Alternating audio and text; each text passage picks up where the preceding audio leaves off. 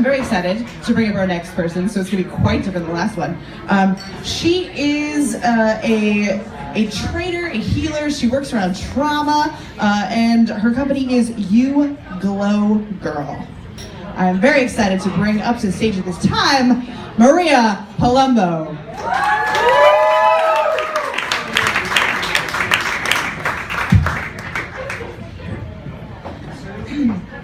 Age 14.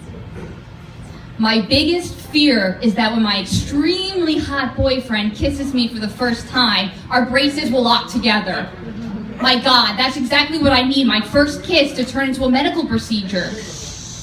After the endless days of romantic dry humping and my underwear soaked wet from all of the sex I won't have, I decide it's time to end the relationship. See, I'm religious, which means my boyfriend's penis is pointing me directly away from God. See, I have to say goodbye, otherwise I can make the biggest mistake of my life, making Jesus, the church, and everybody else just really pissed off at my happy vagina. So I do the right thing, the Christian thing. I star in a liturgical dance team. I'm pretty much a Christian mom's wet dream. You know, I do things like, I'm just there for everybody, and everybody looks at me and they say things like, oh wow, she really has a good head on her shoulders. Oh, what an excellent role model. And I turn the head of the youth pastor. He seems to really, really like me because of my beautiful, round spirit.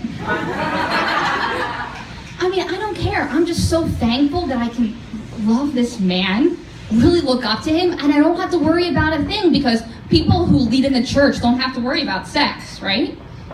Right. That's just something those other people have to deal with. You know, those sinful people. The ones that don't have their act together. Well, now I'm 16, and our prayer sessions turn into makeout sessions because no one is quite like me, he says. If I wasn't so beautiful and so mature, none of this would have happened. Of course, yes, it's my fault. I was the one born with breasts and a vagina. I'm pretty much just asking for it. And in so many words, he asks me to keep my mouth closed as he stands in front of the congregation, announcing his engagement to someone his own age, to someone more appropriate. And I run out of there, and I throw up, but that's the only thing I let up and out because there's just no room for sex in the church. I'm 18 and I look down, I don't even see my skin. I'm just some blow-up Christian sex doll. I'm not worth anything at all. According to my church, according to my religion, I am damaged goods with nothing to offer anyone else ever again. And I agree. I am chained to their definition of purity, and I better have kept it squeaky clean and not have messed around with that youth pastor underneath the sheets. But I saved my life. Yes, thank God, right? I saved my life because I begin to make my worth about my unfuckable soul, not on what a man did to my body, young or old. I begin to set myself free because I'm no longer holding myself hostage to this unreal reality. There's no room for sex in the church, and there's no room for me. But I start to get free because I look down and I see my body as holy.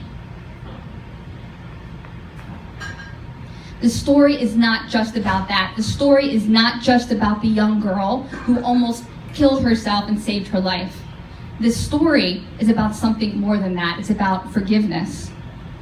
It's about the time that I walk into the frickin' Trader Joe's, and who is standing across from me 10 years later? The youth pastor. And I want to pick up every single avocado and throw them at his face because I can't even dare be around him. I can't even be in the same place. And I know that this fear will haunt me for the rest of my life if I don't confront it right now. So I do the impossible, the unthinkable. I email him asking him to meet me with my therapist so I can tell him everything and give it all back to him. And that's what I do. I give back my guilt in my body, shame in my skin. I give it all back to him. And he gladly takes it. And he asks for forgiveness. And I freely give it. For the first time, I begin to see him not as this evil human being, but as someone with a broken heart.